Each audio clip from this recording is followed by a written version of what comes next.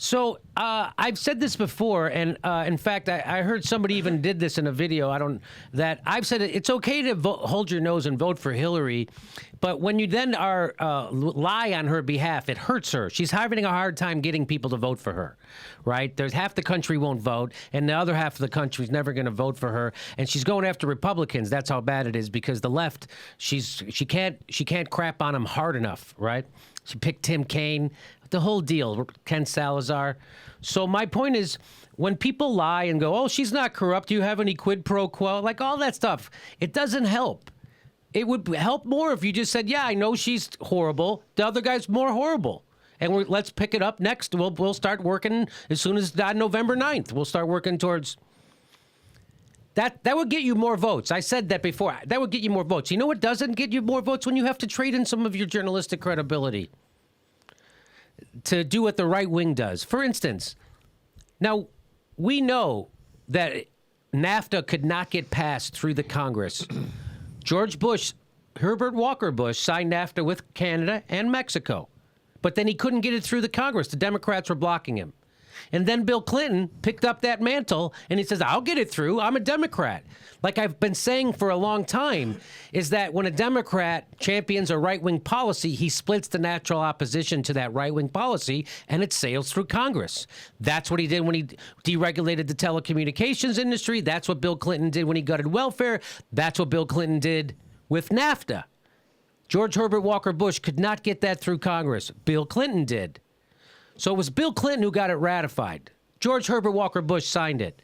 In people's heads, saying Bill Clinton didn't sign NAFTA means he didn't have anything to do with it, which he had everything to do with it. So I'm watching Rachel Maddow, and she fact-checked Donald Trump, which is very useful. But and I don't want to, be a nitpicker. But again, stop doing this. Here's what happened.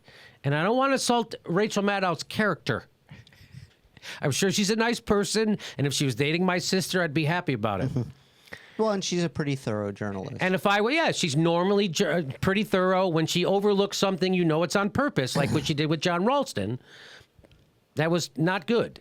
So here's another thing. So she's going to fact check that. Here we go. Live and in real time.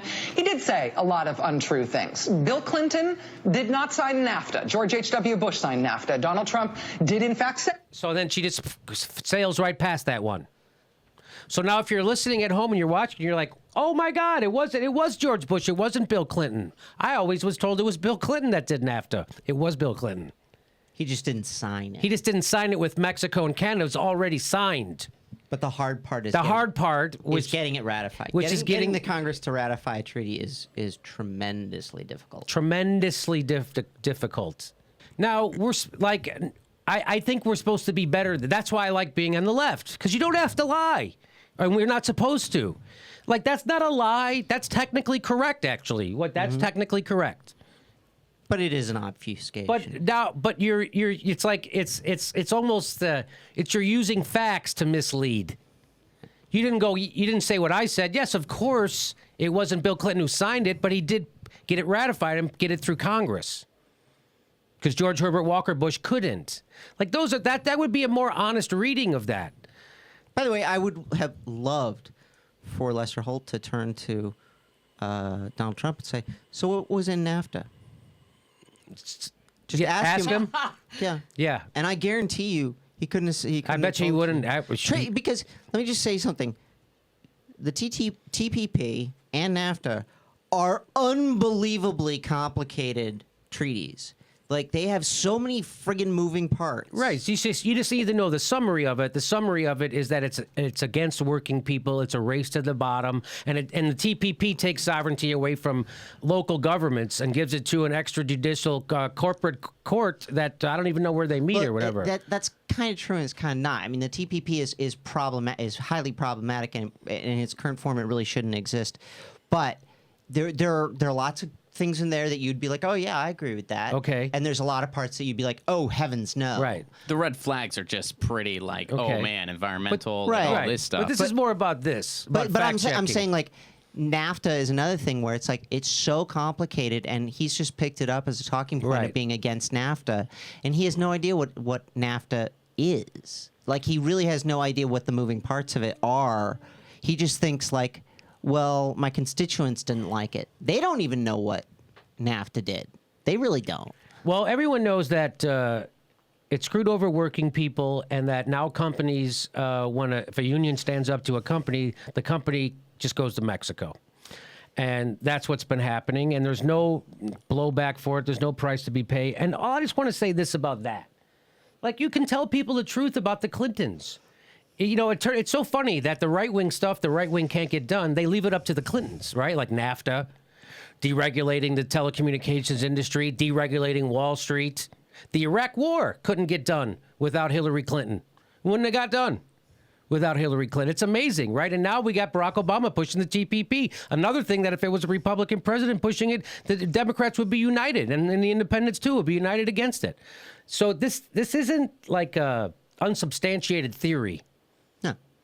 And you know, when Rachel Maddow is reduced to misinforming her viewers in an effort to try to salvage Clinton's liberal credibility, you know the left is in trouble.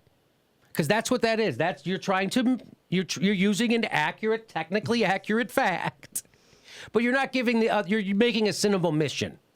You're leaving out the relevant part of that. Oh, and it's almost like a lingual trick, too, which is a shame because the second one is very clear. He did, in fact, call climate change a hoax. Climate change he did clear. And by the way, they were deleting his tweets during the debate. BuzzFeed found it, though. BuzzFeed nailed it real quick. They were deleting. Trump is so pathetic. Trump is so pathetic. He's so pathetic. And yet, people are afraid that Hillary might lose to him, which is why people are so angry at me for saying I'm going to vote third party. People are so angry. Why is that? It doesn't, what they should think is, oh my God. People are really sick and tired of not having a choice. People are really sick and tired of, no matter who I vote for, it's for more war. It's for Wall Street. It's for big pharma. No matter who I vote for, it's for fracking. No matter who I vote for, it's for fossil fuels. No matter who I vote, people are tired of that. People aren't. That's why Hillary's hurting. She's having up over a guy like Trump who's a maniac, a psychopath, a racist. All those things. You would think anybody would be able to slam dunk it. People are done. I'm telling you, people have a bigger problem on their hands than they. Trump is what neoliberalism gave us. He's not the problem. He is a problem. But he is a symptom of 30, 40 years of neoliberalism. This doesn't help. Let's be better.